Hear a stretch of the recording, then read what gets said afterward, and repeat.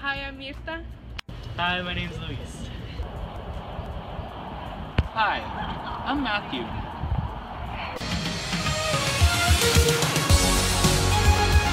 At Southwest, we will be conducting a group project of constructing and building a rocket out of everyday materials. Once the rocket is constructed, we will be launching it during school hours. The purpose of this hands-on project of how to take such small information of the launch's dominant variables to find other linked variables when expanded. We began by looking at different types of rocket structures to be able to conduct the following factors of efficiency that we're aiming for: a sturdy structure, aerodynamics, durability, fair construction, and strong fins and nose point. The three types of structures that we found that could possibly fit underneath our categories of expectation was the snow cone nosed rocket, the ping pong rocket, and the soda cone nosed rocket.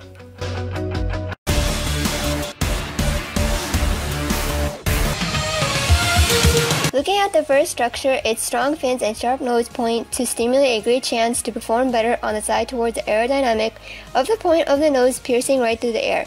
But it was then that we realized since the nose is made out of paper, it would be utterly destroyed when it came back down after the launch. We decided not to choose it because not only the weak nose, but once the nose would be destroyed, it would be hard to launch it again, expecting good launching results.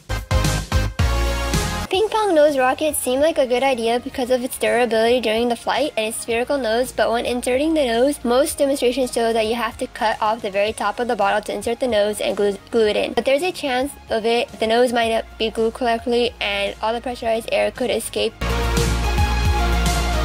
While the soda nose cone rocket looks to be most efficient of a hard nose and fins that wouldn't have any fault, but when you look to compare it with the ping pong nose rocket with the soda nose cone rocket, you realize that both possibly are sturdy. Both rockets are durable under pressurized air, but one error that they lack stability because there is no mass. After we consulted with our physics instructor, it was advised to use a tennis ball to be placed inside the nose of the soda nose cone while to keep the rocket launching forward rather than wobbling around while it took off. We went with the soda nose cone rocket rather than the ping pong nose rocket because if you were to trade out the ping pong with a tennis ball, it could possibly cave in when it hit the ground, damaging the entire rocket. And rather than with this soda cone nose rocket, due to it providing an extra protection around the tennis ball and less of a chance for the structure to collapse. The materials we'll need to build the bottle rocket are 2 bottles, a ruler, a Sharpie, scissors, duct tape, a tennis ball, and poster board or cardboard. So first we mark on the bottle where we're going to put the fins.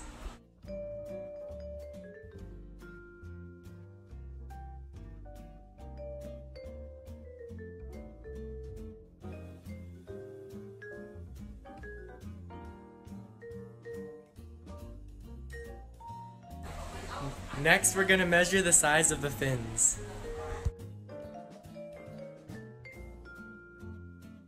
The reason we use fins for our rocket is because without them, the rocket will not stay stable in the air due to air resistance.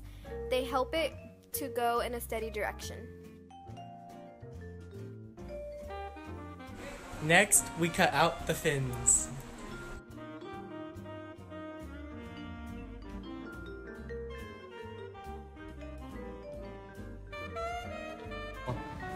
That's way too Next, long. we cover the fins in duct tape. That's what she said. Okay, anyways. No, I need this. I need that.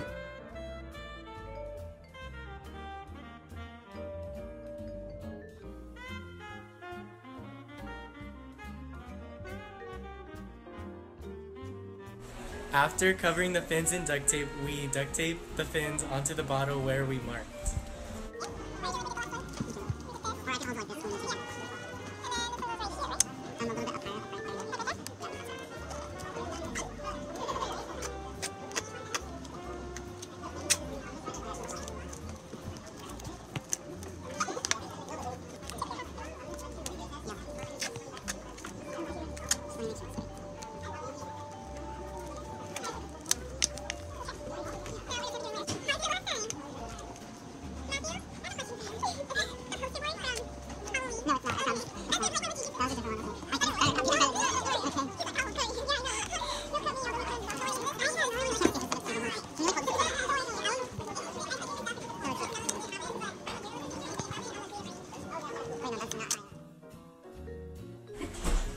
Next, we duct tape the tennis ball into the top of the second bottle.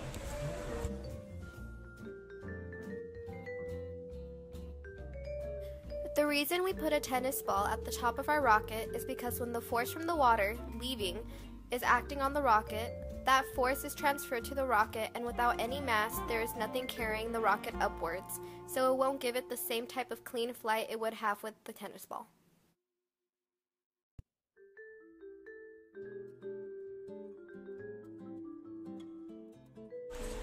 Then we cut off the top from the second bottle.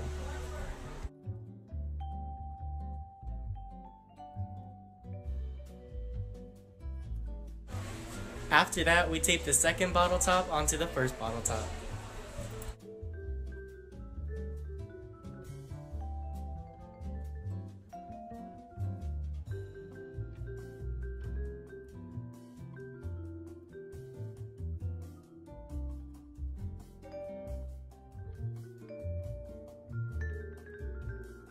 To mass the rocket, we use the torque balance with a meter stick. First, we found the mid-balance point with the ruler. Then we take a known mass and our rocket and place them on either side of the meter stick and found where it maintained a balance. The formula we used was the distance of the mass multiplied by the known mass is equal to the distance of the rocket times the mass of the rocket. To find the distance, we locate the absolute value of the distance from the midpoint to the mass's spot on the meter stick through subtraction. So our known mass was 200 grams, and on the ruler it was 21.25 centimeters away from the mid-balance point. Our rocket was at 25.75 centimeters away from the midpoint. To calculate the mass of the rocket, we multiplied the known mass times the distance and then divide it by the distance from the midpoint to the rocket, which left the rocket's mass on one side of the equation, which told us the rocket weighed 242.35 grams.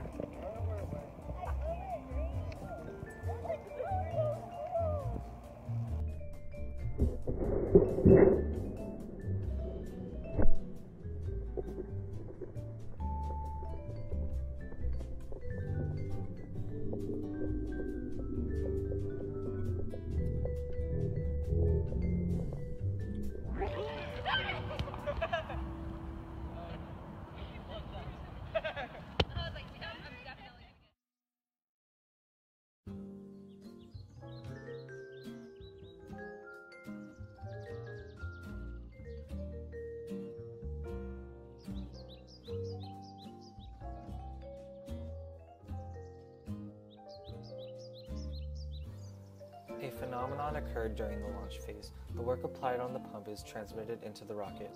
By the law of conservation of momentum, energy is neither created or destroyed. At the pressurized air, forcing the rocket to launch, the directed energy of the remaining sent the rocket spiraling upwards against the definition of gravity's pull.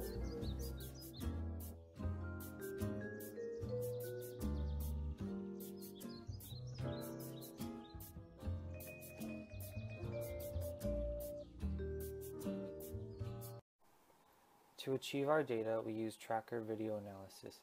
We cut the video so it starts off where the bottom of the rocket touches the first line, and stopped it when the bottom leaves the backdrop. The total number of frames it took was 96 frames because we shot the video in slow motion. We split this up into 8 intervals excluding 0. The safety circle is roughly 50 feet away, and the backdrop is 5.6 meters high. We filled our rocket with an estimate of 42 ounces of water. We used a slow motion video and tracker video analysis and recorded the data from each frame interval. So to find our data, we use tracker video analysis, and we recorded every 12 frames, we recorded data from that. And so from tracker video analysis, we were able to find the amount of time for each frame. We found the change in time, we found the displacement, the change in displacement, we found the velocity, which is displacement over time. We found the change in velocity, the acceleration, the change in acceleration, the mass, and we also found the force, which is mass times acceleration, mass in kilograms. And then we also find the power, which is work over time. We found kinetic energy, which is 1/2 times mass times velocity squared. We found the potential energy, which is mass times the force of gravity times the height. We found work, which is force times displacement. We found the momentum, the max height, and we also remembered the pressure from when we launched the rocket. And the apex angle was 17 degrees. We learned how to apply conservation of energy on the rocket because the total amount of energy remains constant in an isolated system, since energy cannot be created or destroyed. In addition, the work of pumping air into the rocket is being transferred as energy inside of the rocket, and therefore its conservation of momentum dictates that if materials are ejected backwards, the forward momentum of the remaining rocket must increase, since an isolated system cannot change its net momentum. One of our difficulties during construction was locating where to put the fins for the launching. Another difficulty was cutting out the fins so all 4 fins were the same measurements. If we were able to reconstruct the rocket, we would make a more stable nose cone so the tennis ball wouldn't fall in. We recommend when doing a rocket to work with a partner so you don't have a difficult time with construction and so we have more input.